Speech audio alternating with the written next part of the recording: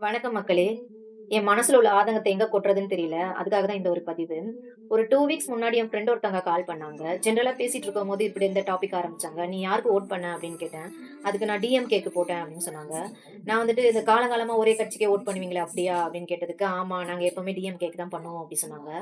"நீ யாருக்கு டிவிகேக்கு போட்டீங்களா?" அப்படின்னு கேட்டாங்க. "ஆமா நாங்க டிவிகேக்கு தான் வோட் பண்ணோம்னு" சொன்னேன்.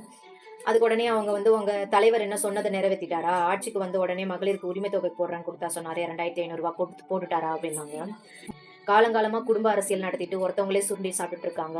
அத ஸ்டாப் பண்ணணும்னா, நம்ம மாற்றம் ஏற்படுத்தணும்னா, நம்ம வேற ஒருத்தவங்களுக்கு வோட் பண்ணி தானே ஆகணும். அதுக்காக தான் நாங்க வந்து டிவிகேக்கு பண்ணோம். அவங்க இத பண்ணுவாங்க, அத பண்ணுவாங்க எக்ஸ்பெக்ட் பண்ணிலாம் பண்ணல. அப்படின்னு சொன்னேன். உடனே அவங்க வந்து, "ஆமா டிவிக்கேலாம் தற்கொலைன்னு சொல்றாங்களே, சரியா தான் இருக்கு" அப்படின்னாங்க. "நீ ஏன் அப்படி சொல்ற?" அப்படின்னு கேட்டதுக்கு, "அவரு எங்க தலைவர் என்னலாம் பண்ணியிருக்காரு தெரியுமா?" அப்படின்னாங்க. "என்னலாம் பண்ணியிருக்காருமா?" அப்படின்னு கேட்டதுக்கு, "இல்ல, இல்ல நீ ஸ்டாப் பண்ணு. இந்த டாபிக்கே வேண்டாம்.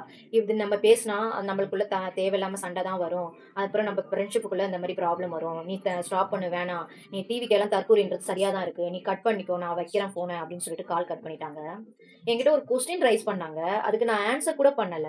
ஆனா, அதுக்குள்ள அவங்க வந்து தற்குறின்னு சொல்லிட்டு உடனே கால் கட் பண்ணிட்டாங்க. இது எந்த வகையில நியாயம்னு எனக்கு புரியல. இல்ல எனக்கு ஒரு கேள்வி இருக்கு. செஞ்சாங்கன்னு சொல்றாங்க. என்ன அவங்க சொந்த பணத்திலயா செஞ்சாங்க? மக்கள் பணத்துல தானே செஞ்சாங்க. மேலும் கடன் வாங்கி தானே செஞ்சாங்க. ஒரு தலைவன்னா, நல்ல தலைவன்னா என்னங்க? ஒரு நாட்ட அந்த நிலையிலிருந்து அடுத்த நிலைக்கு கொண்டு போறது தானே ஒரு முதலமைச்சரோட வேலையே. அப்படி இருக்கும்போது செஞ்சாங்கன்னு எதுக்கு செய்றாங்க? இந்த 5 வருஷத்துல ஆட்சியில ஏதாவது செஞ்சு வச்சா தான் அடுத்த 5 வருஷம் ஆட்சிக்கு நம்ம அத வச்சு ஓட்டு கேட்க முடியும் அப்படின்றதுக்காக செய்றாங்க. இத வந்து செஞ்சாங்கன்னு பெருமையா வேற சொல்லிக்கிறாங்க. இவ்ளோ பேசுற இவங்க, ஒரு பைசா கூட மக்கள் பணத்த நாங்க சுருண்டி சாப்பிடல அப்டின்ட்டு இவங்களால ஒத்துக்க முடியுமா?